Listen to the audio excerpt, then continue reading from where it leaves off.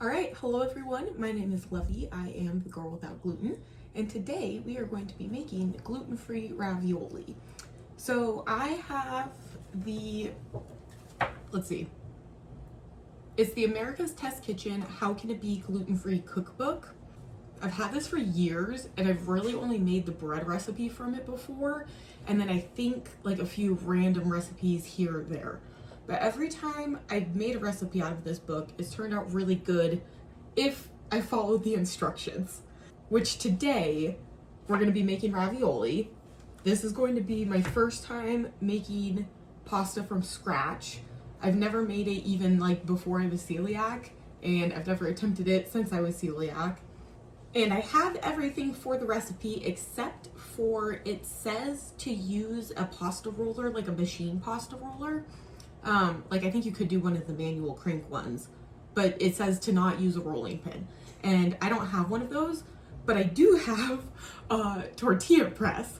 So I think what I'm gonna try, well, first I'm gonna try doing it with a rolling pin, and then if I'm having a hard time and that's not working, or like if I just can't get it thin enough, then I think I'm gonna try using the tortilla press. And we'll see if that works. Also, my laundry just started, it's not balanced, so it's making a weird noise, so if you could hear that, I'm sorry. But yeah, the interesting thing about this pasta, I mean, I guess it's not that interesting, right, because it's gluten-free, but you make it and then you just roll it out right away because you don't have to like let the gluten rest. And so I'm also hoping that because of that, when we use the tortilla press, I mean, assuming we end up using the tortilla press, but we're gonna have like a lot of scraps, and I'm hoping that it's not a big deal to like take the scraps and mush them back together and roll it out again because there's no gluten, so you can't, like, the dough isn't gonna get tough from overworking the gluten. That's my hope anyways. We'll see. So since we can roll out the pasta right away, I think we're gonna start with the filling. What I'm hoping to kind of recreate a little bit is actually tortellini, but I know that the tortellini shape is going to be way too hard for me, like the first time I'm making pasta, especially with it being gluten-free. So I've resigned myself to ravioli. Plus I have a really cute little ravioli cutter that I'm excited to use. But the filling in that tortellini, it's very like cheesy and tasty, and that's kind of what I want to go for. So I'm just going to do ricotta cheese, Parmesan, salt, pep, and I think 1 egg. And I think that's everything that's going into the filling. I'm gonna do my best to not make too much filling, but we'll see how that goes. So yeah, let's go ahead and get started on that. I'm excited. Hopefully it turns out good. Okay, so the Parmesan that I have is shaved Parmesan from Costco, but I don't want big chunks of Parmesan in the filling like that.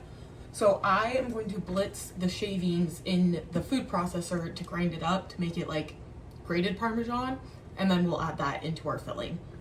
So my trusty dusty food processor, I would just make all of the filling in the food processor, except for we need this to make the pasta, it's dough, yeah, pasta dough. And I don't want to have to wash it. So I'm hoping if I just put the Parmesan cheese in there, I'll be able to just like shake it out and that'll be good enough. We'll see if that works out the way I'm hoping.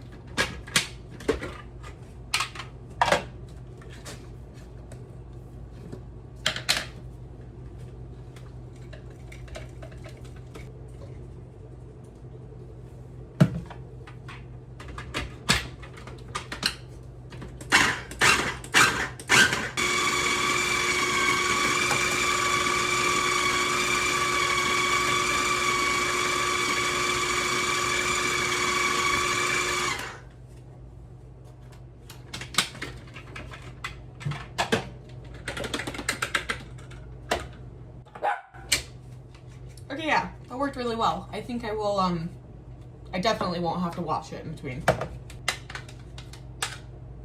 I'm just gonna start with half of the Parmesan and then half of the ricotta and see how much filling that gives me. Okay, yeah, perfect. I got this ricotta. Whenever I filmed my last video, when I made the macarons, which I'm pretty sure it was in March, I bought this ricotta at the same time. And it's been such a long time since I filmed anything. I was worried it had gone bad. But yeah, I think we're gonna start with half and see how far that goes.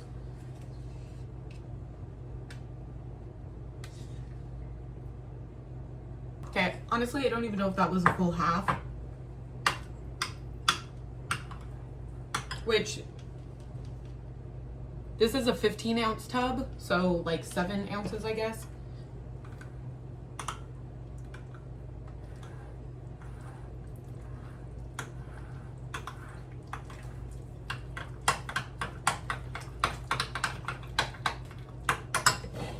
Okay, I think we'll do the rest of the Parmesan.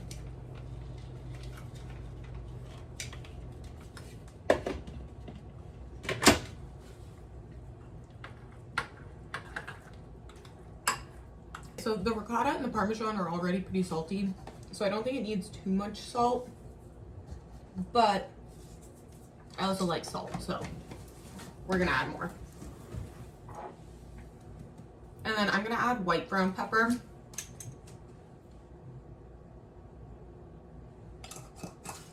I've just been going through a white ground pepper phase.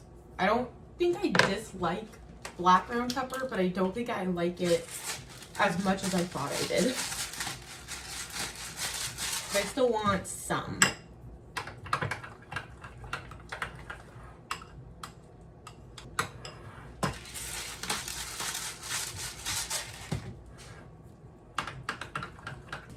Alright, so this is probably a good like I don't know. This is probably about 2 cups of a mixture, which honestly might be more than we need.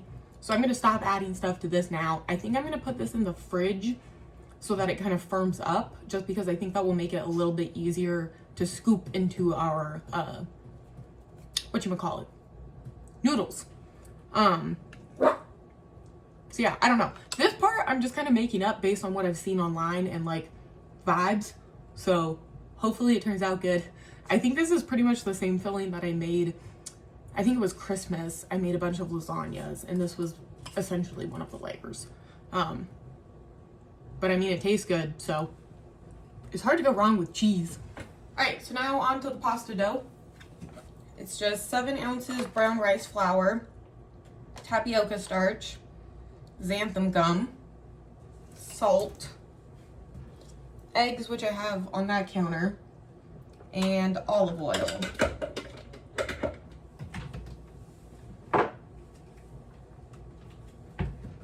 I want to make a double batch. I was debating, well, I've been debating this whole time while I've been like getting ready and everything. I've been trying to decide, am I gonna make 2 exactly the same, like 2 batches exactly the same, and just follow the recipe and go for it, or if I should make the recipe with the brown rice flour, see what that's like, and then maybe in a second batch I would do half brown rice flour and half of my like normal gluten-free flour mixture, because I was kind of tempted to just make like a normal pasta recipe, just a standard pasta recipe with my normal flour, and see what happens. And since this is going so fast, part of me is like, why not do a little extra and see what happens? Yeah, okay, so let's make 1 batch just normal, and then we can taste the dough and then see how it goes. And then if I think it's good, we'll just make it again exactly the same. And if it seems weird, because I don't think I'm gonna like that it's just brown rice flour. So we'll see how that goes. But yeah, then if I don't like it, I can always change it again. Plus, since I have the small-ish food processor, I don't know that 2 would fit in it anyways. Okay, so I need my scale that has ounces. We just took a very short taco break, which was fun. Gus went to go get himself food, and he brought me home 1 singular taco. So now I'm not hungry anymore. So we need to get started on our pasta dough. We've decided we're only going to make 1 batch of the standard recipe to start with. So we need 7.5 ounces of brown rice flour plus extra for rolling. So I got my my scale out that has ounces on it, and we will go ahead and get started weighing that out in just a second here.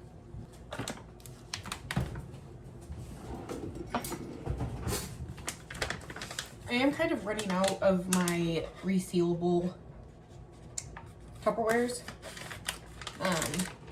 so I'm going to keep these ones in the bag.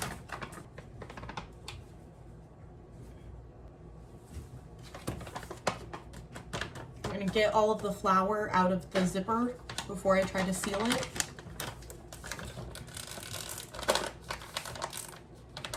And then we need 2.5 ounces of tapioca starch.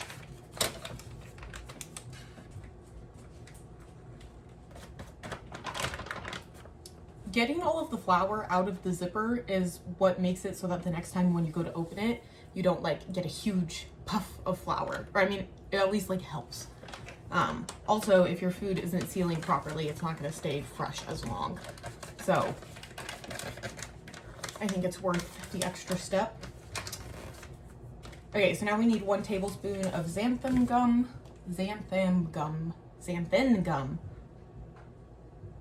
Yeah, okay, 1 tablespoon.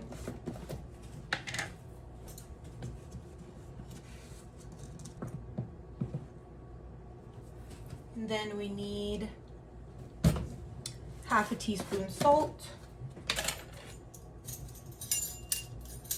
And I'm gonna do 1 heaping 1/2 teaspoon.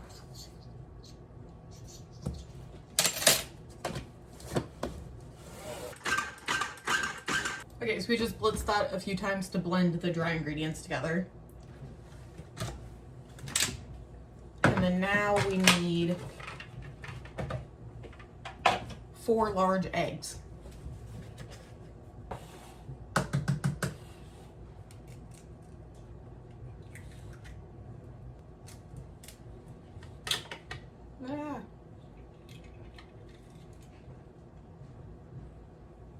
Okay, so if you ever like break the eggshell when you're cracking an egg, if you can try to not continue to pull it apart, it'll kind of cling together because there's like the film on the inside. And so sometimes if you're gentle enough, you can still not lose any of the pieces of your shell, even if you break it really uncleanly.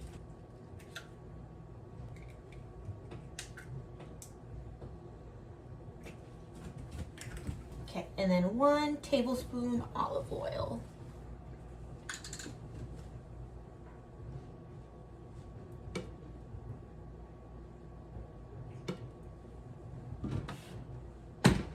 Okay, it just says pulse until the ingredients pull away from the edge of the bowl, so we'll do that.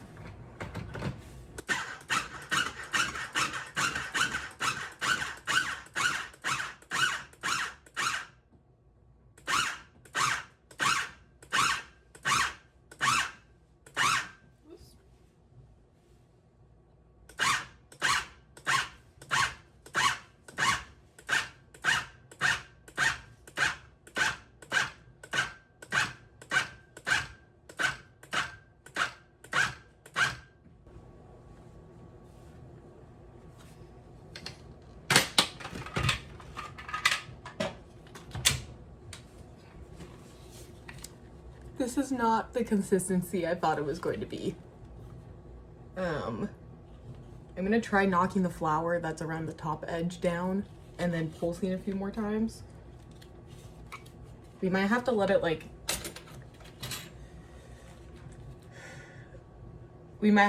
sit for a few minutes and then try again, or add a few extra tablespoons of more flour.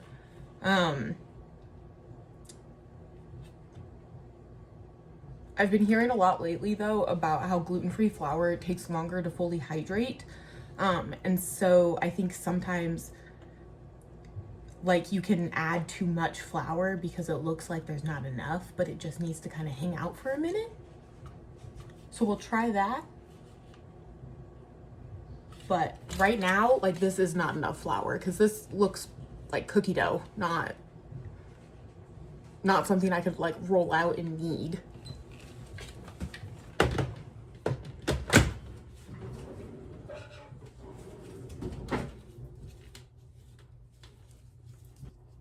Okay, I do think it's getting like tackier as I touch it, so I think it might just need a little bit longer.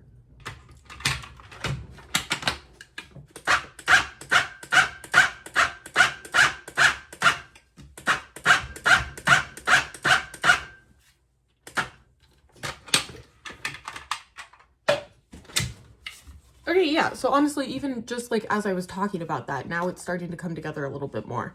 So I think maybe pulse it a little bit more, a few more times, and then we will roll it out onto a well-floured surface, I think.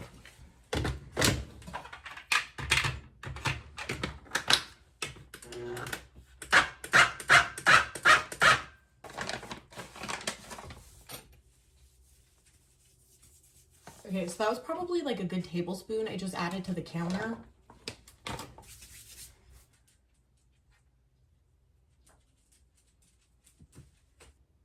I don't know how I feel about this.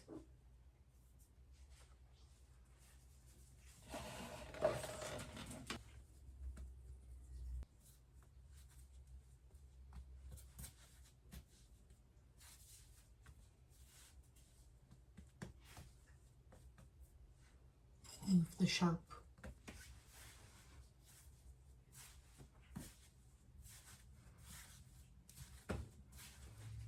Okay, I guess she is coming together.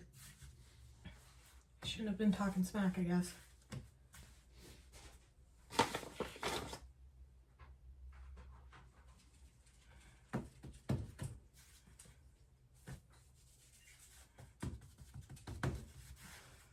Okay, and that was probably like another teaspoon of flour.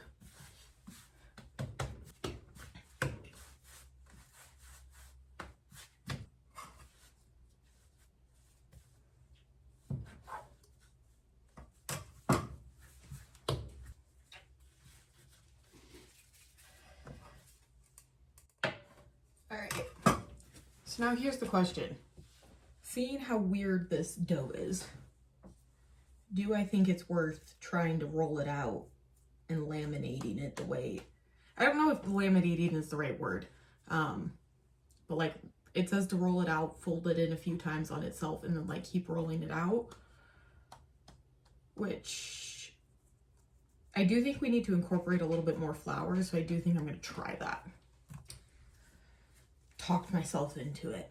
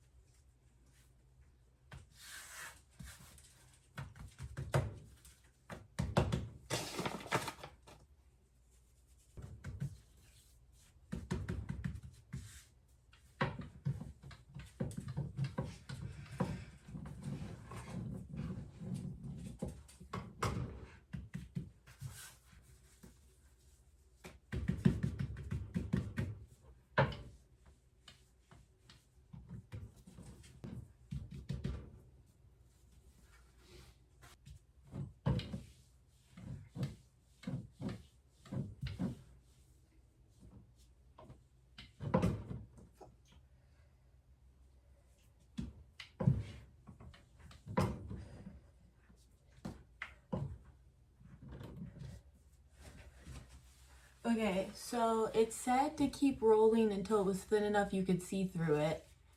And I think I can see through it. And that wasn't that difficult to do, honestly. I kind of made a big deal about it over nothing. I do think I need a little bowl of egg wash stuff.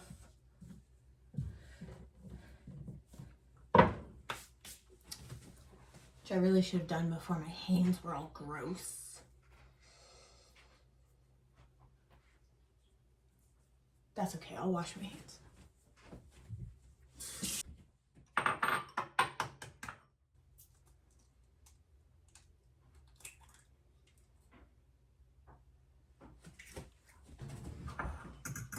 Okay, so I have my rolled out sheet of ravioli. I have a little bit of beaten egg with water to be egg wash to be glue. Gus is in the kitchen, so if you hear something, that's fine. It's okay, honey. Did you need to get something? Nope. Are you sure? Yeah, all good. Keep going. Okay. Okay, so this is beaten egg with a little bit of water to be seal the edge of my ravioli.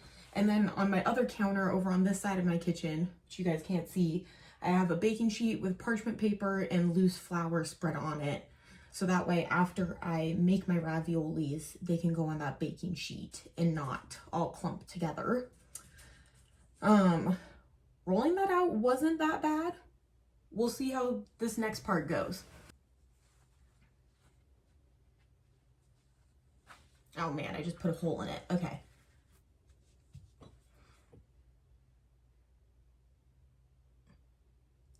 So I just ever so slightly press down so that I can see how much filling to put in here. And that's probably, I mean, I'd say that's probably like half a teaspoon of filling. And then let's do this part first. A little bit of egg wash. I don't want to do too much egg wash because I want to roll these out again. And then I'm going to fold this over. We'll press down.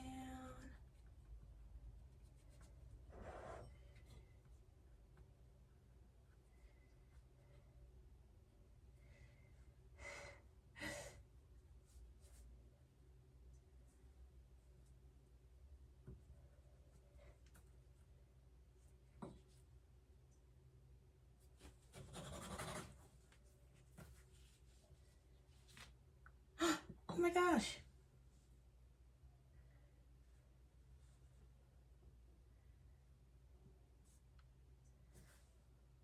Don't splooge out the sides. Okay, I think we did it.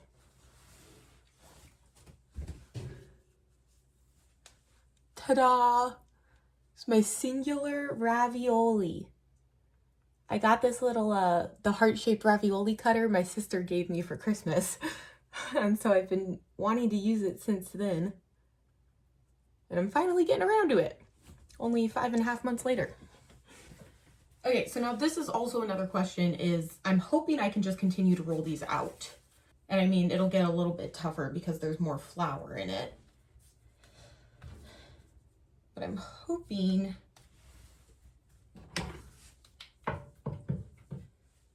let me just spread out again.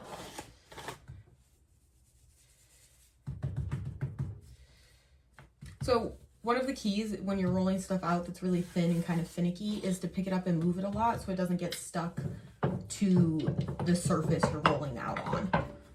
And then also as you roll it out, more surface area is exposed and you need to flour that new surface area.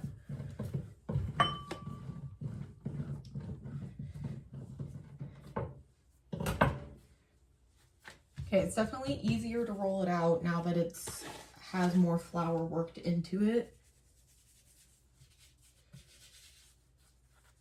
This is not nearly as finicky, but I don't know if it will be as easy to get it rolled out thin.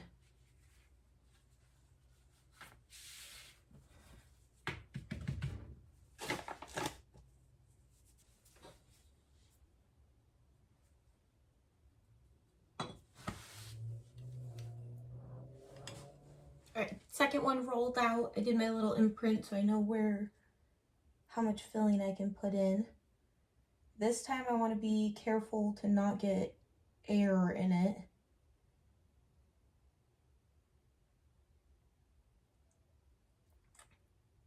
So I flattened out my cheese a little bit more. And then I think we're going to go a little bit heavier on the egg wash.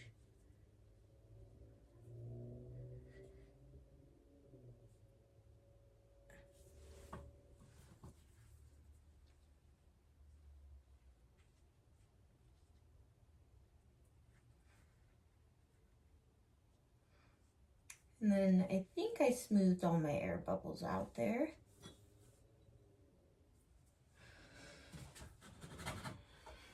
Ta-da! Nice. And there is ravioli number 2. All right, so I think when I roll it out a few times, I'm going to I think I'm gonna move on to like a fresh hunk of dough for a second here. So this one can hang out over here. And then I also think I might want to get a damp paper towel to put on top of the dough,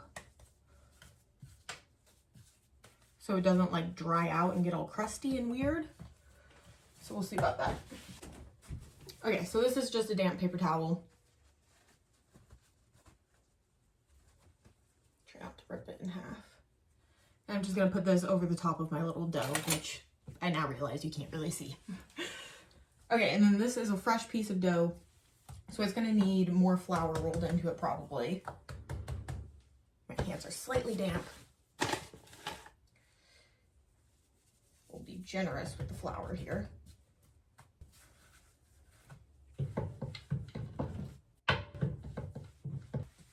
Alright, so once I have like my little blob, I folded it up into thirds here, and I'm gonna roll it out like this to try to make a rectangle.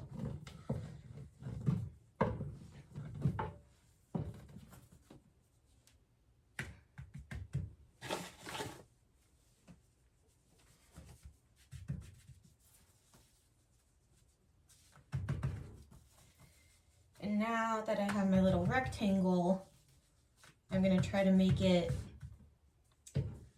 I want to try to do 2 at a time this time. So I'm gonna see if I can do that.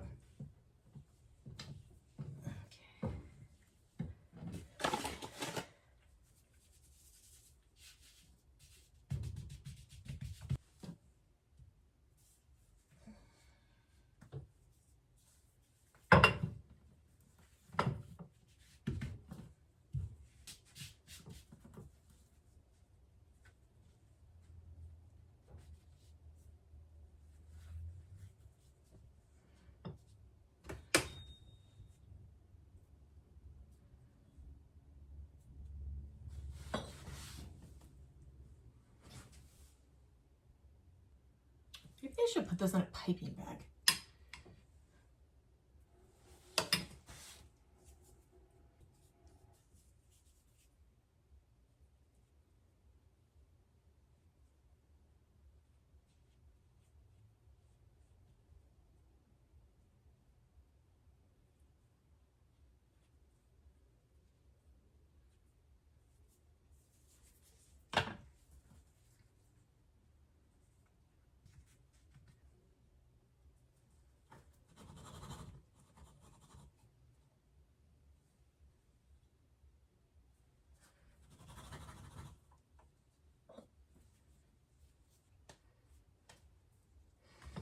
All right, so making 2 at a time worked pretty good, so I think I'm gonna try to keep that up.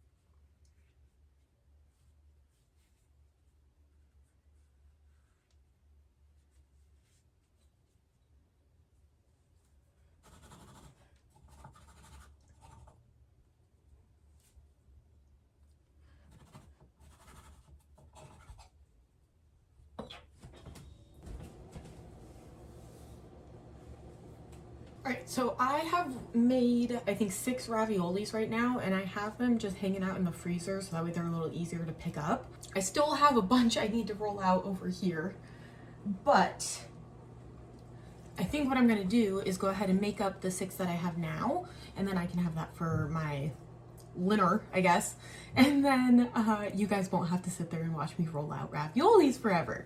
So this is just water boiling. I'm gonna get this going. My plan is to do some brown butter and sage. So yeah, I'm gonna get some butter out to go in here. Butter.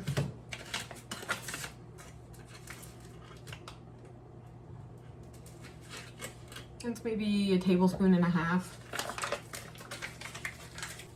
And then let's get that melting and it can start to brown. And then I'm gonna go outside and grab 2 little sage leaves and I'll be right back.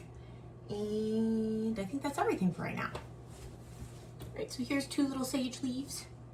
I got a sage plant. So I grew them, although really I think Home Depot grew these and I just haven't killed the plant yet. But you know, there's hope. Might have been a little bit too much butter, but if it's too much, we can just spoon some out. It's starting to get warm in my kitchen again, but I don't really want to turn on the air conditioner because it will be loud. Since this is fresh pasta and it's going to cook really fast, I want to brown my butter before I put my noodles in. So I'm actually going to turn the water down a little bit, and then I'm going to turn my butter up. You can brown butter as quickly as you are comfortable. So I typically try to do it like low and slow, so that way I don't burn a bunch of butter too quickly. But if you're in a hurry, just crank the heat up and keep an eye on it. Also, this is my new necklace from my sister. Thanks, Mona.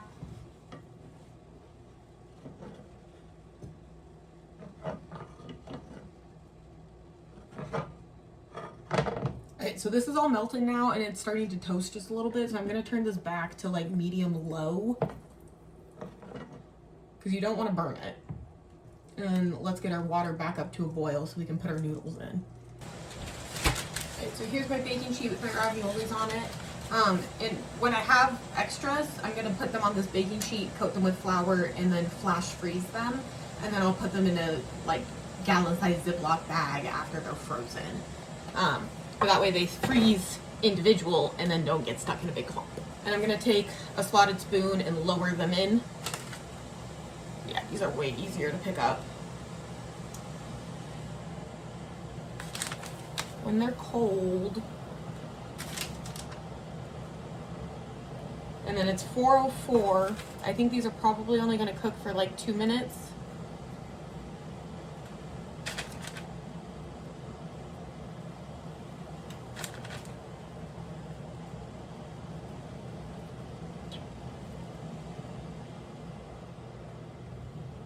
Maybe 3 minutes, but probably not. And my butter is toasty over here, but not brown yet.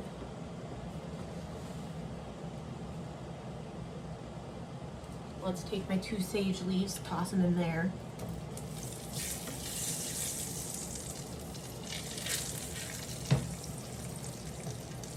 Okay, and that is starting to brown, so that's perfect. Turn that on really low. I don't want that to get cold, so I'm just going to turn it down to low. And then we have like another 60 seconds on these guys.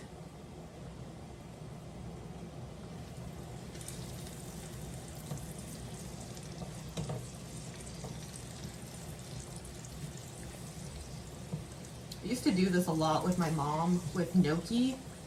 Gnocchi, I always say it wrong. But gnocchi is something that's really easy to make gluten-free because it's mostly potatoes, right? And so, but we would do the brown butter and sage.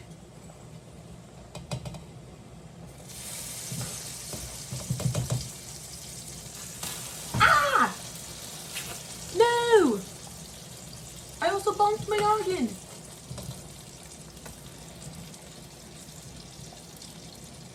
That's okay, my stove is clean.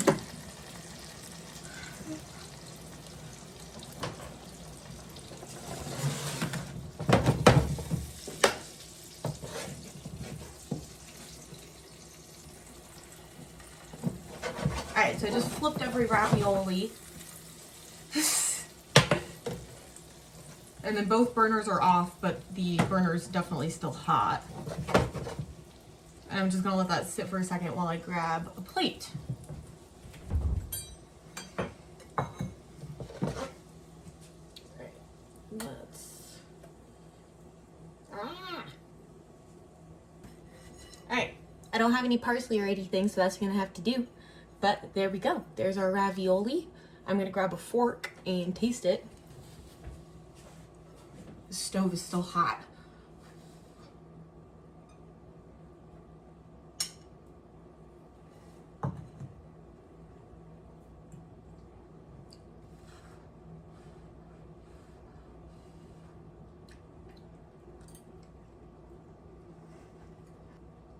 Yeah, this is really good. I'm quite pleased. Do you see the little heart shape?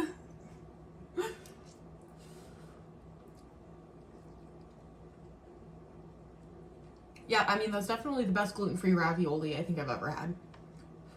So that's exciting. And I have so many more that I will be able to put in my freezer. All right, so thank you so much for hanging out with me today. My name is Lovey, and I am the girl without gluten.